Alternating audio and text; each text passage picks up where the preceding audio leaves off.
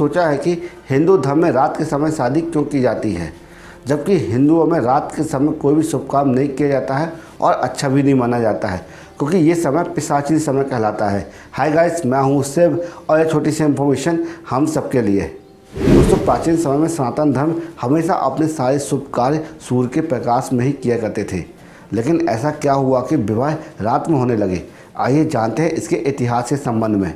प्राचीन काल से लेकर मुगलों के आने तक विवाह दिन में ही हुआ करते थे।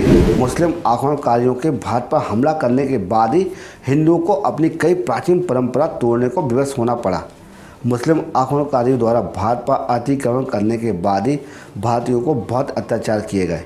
यह आक्रमणकारी हिंदुओं के विवाह के समय पहुंचकर वहां पर लूटपाट मचाते थे। अकबर के शासनकाल में जब अत्याचार चरम सीमा पर थे तो मुगल सैनिक हिंदू लड़कियों को बलपूर्वक उठा लेते थे और उन्हें अपने आकाओं को सौंप देते थे। भारतीय इतिहास में सबसे पहले शादी रात के समय सुंदरी और मुंदी नाम की दो ब्राह्मण कन्याओं की हुई थी, जिनका विवाह टुल्ला भट्टी ने अपने संरक्षण में दो ब्राह्मण युवकों के साथ कराया था। उस समय टुल्ला भट्टी ने अत्याचार के खिलाफ हथियार उठाए थे। टुल्ला भट्टी ने उस समय ऐसे अनेक कई हिंदू लड़कियों को मुगलों से छुड़ाकर उनका विवाह हिंदू लड़कों से कराया था। उसके बाद मुस्लिम आक्रमणकारियों के आतंक से बचने के लिए हिंदू रात के अंधेरे में शादी करने को मजबूर होने लगे, लेकिन रात में शादी करते समय इस बात का हमेशा ध्यान रखते थे कि नाचना, गाना, खाना पीना, जयमाला आदि भले ही रात में हो जाए, लेकिन वैदिक मंत्रों के साथ 7 फेरे सूर्य निकलने के बाद ही होंगे। पंजाब से प्रारंभ हुई परंपरा को पंजाब में ही समाप्त किया गया। पिल्लोर से लेकर कबूल तक महाराजा रणजीत सिंह का राज हो जाने के बाद सेनापति हरि सिंह नरवा ने सनातन वैदिक परंपरा अनुसार दिन में खुलेआम विवाह करने और उनको सुरक्षा देने की घोषणा की। हरि सिंह नरवा के शासन में हिंदुओं ने दिन दहाड़े बैंड बाजों के साथ विवाह शुरू किया और फिर से दिन में विवाह का प्रचलन शुरू हुआ। पंजाब में अधिकांश विवाह दिन में ही होते हैं। दोस्तों, अब इन प्रदेशों में अब दिन में विवाह होते हैं।